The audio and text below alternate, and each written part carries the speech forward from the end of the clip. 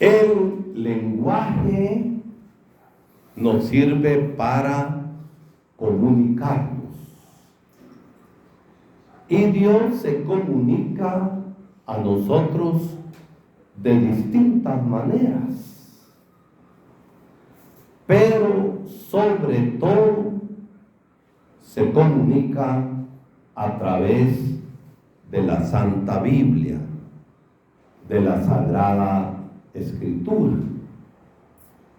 Y la Sagrada Escritura, según dicen los santos padres, es una carta de amor que Dios nos dirige a todos nosotros.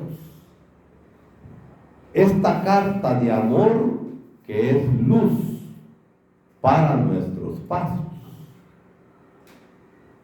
Esta carta de amor que es buena para iluminar, para corregir y para enmendar, porque nos va mostrando el camino de la buena nueva de salvación. Nos va mostrando a Jesucristo.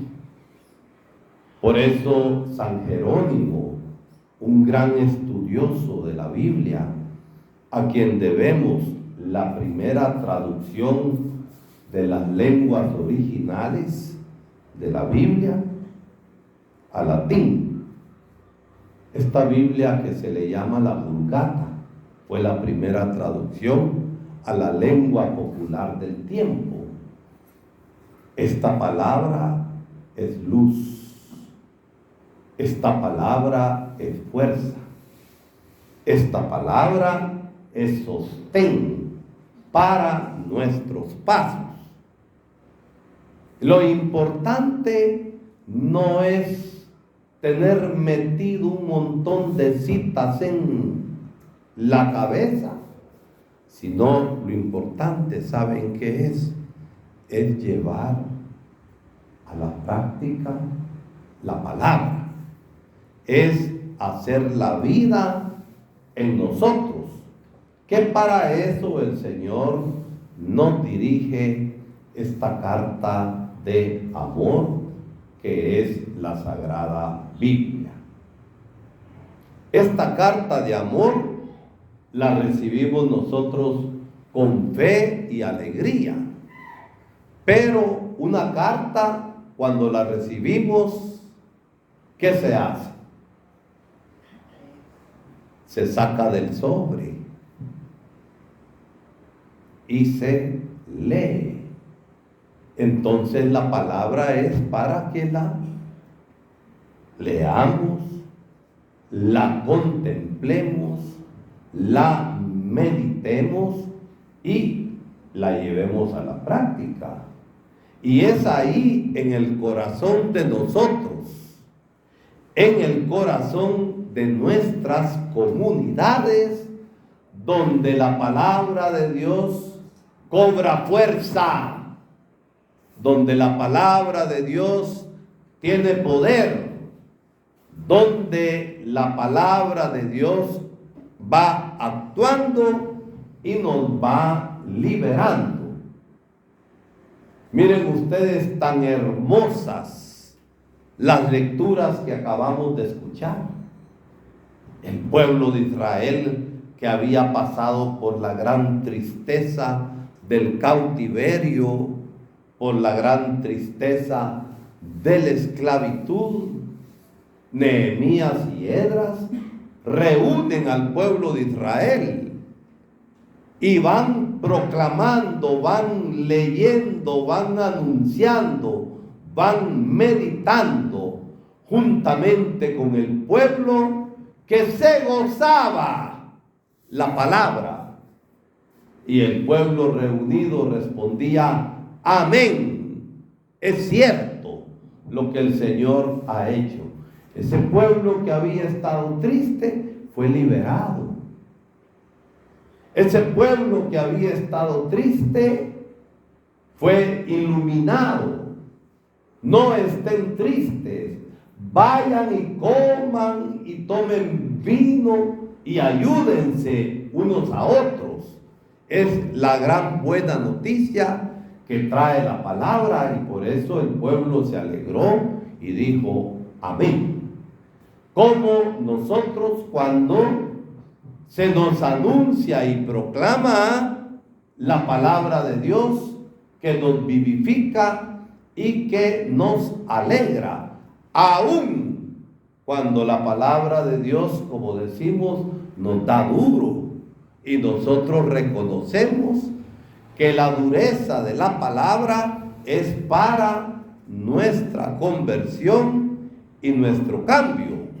Y es ahí donde la palabra se hace fuerza de Dios que ama y que libera y que transforma la vida. La segunda lectura, la comunidad cristiana. Somos distintos todos, ¿verdad? ¿O somos iguales? Somos distintos, pero somos el cuerpo del Señor. Como los miembros del cuerpo son distintos, se complementan y se ayudan. La nariz no le puede decir al ojo, vos no servís, yo huelo. Y el ojo no le va a responder, pero no ves. Sino que, a pesar de que son miembros distintos, forman un solo cuerpo.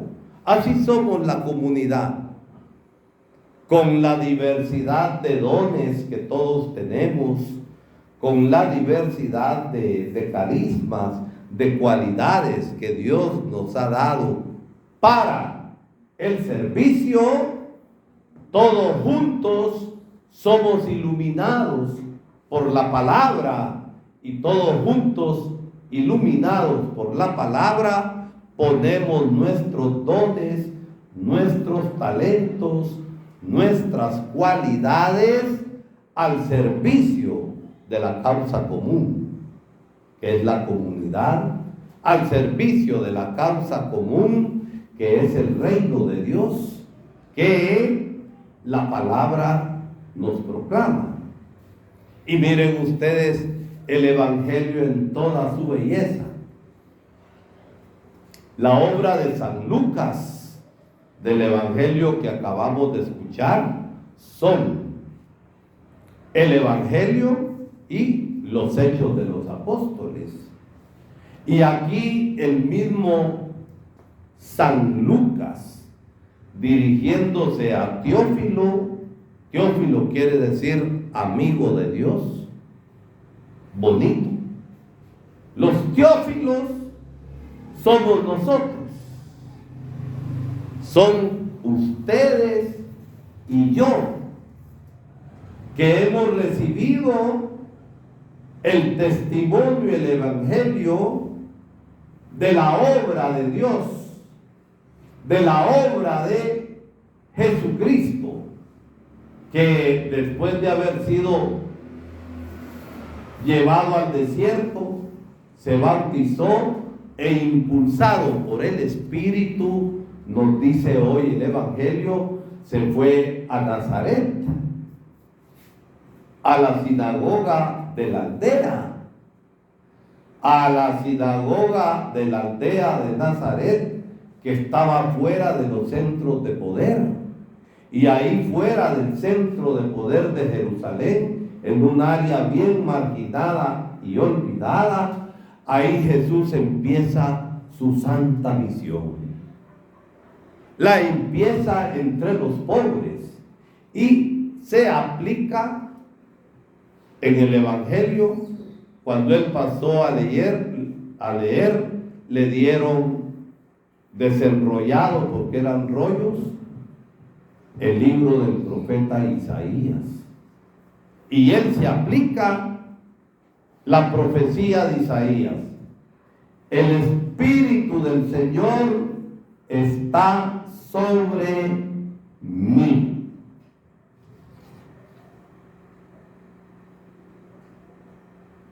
Porque me ha enviado para llevar a los pobres la buena nueva, para anunciar la liberación a los cautivos y la curación a los ciegos, para dar libertad a los oprimidos y proclamar el año de gracia del Señor.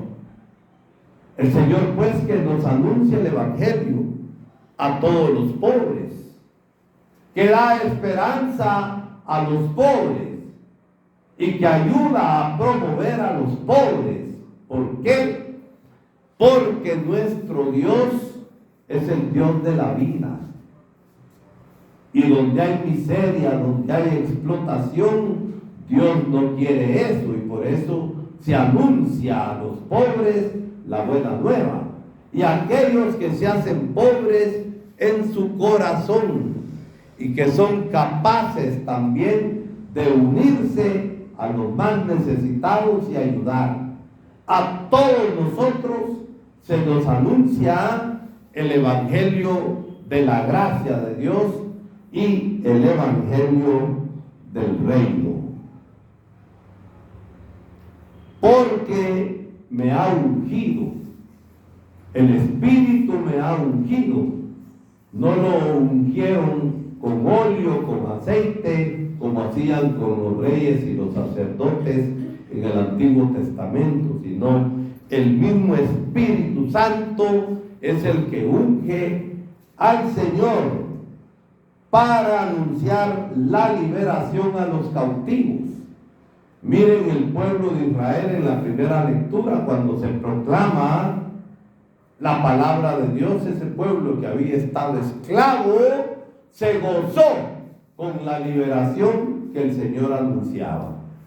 Tanto que hay que liberar a nuestras comunidades, sobre todo las más oprimidas por la pobreza y la explotación.